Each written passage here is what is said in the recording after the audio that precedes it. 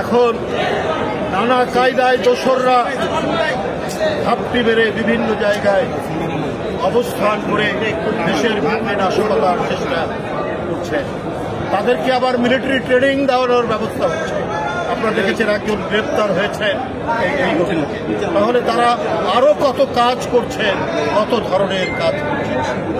নির্বাচন সবাই চায় যে আগামী ফেব্রুয়ারি মাসে যে নির্বাচন হবে রোজার আগে, সেটা অবাধ সুষ্ঠু নির্বাচন হবে। কিন্তু আওয়ামী লীগের আমলে 16,399 জন প্রাইমারি স্কুলের শিক্ষক নেওয়া হয়েছে।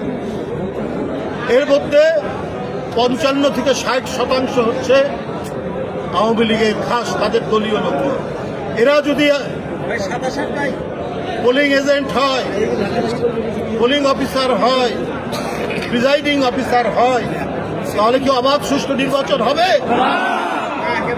এরা তো গায়ের জোরে, এরা কোনো মেধার প্রতিযোগিতা না করে একমাত্র তাদের ক্রাইটেরিয়া ছিল উত্তীর্ণ হওয়ার, চাকরি পাওয়ার। সে ছাত্রলীগ করে কিনা, সে যুবলীগ করে কিনা, সে আওয়ামী লীগ করে কিনা, এইভাবেই তারা প্রশাসন সাজিয়েছে।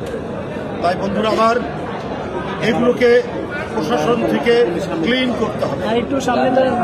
এদেরকে বেছে বেছে, আমরা চাই না যে বিএনপির লোকজনকে বেছে বেছে, তা না, যারা নিরপেক্ষ, যারা কোনো দিকে বায়াসড নেই, তাদেরকেই পোলিং অফিসার, প্রিজাইডিং অফিসার এগুলো করা উচিত।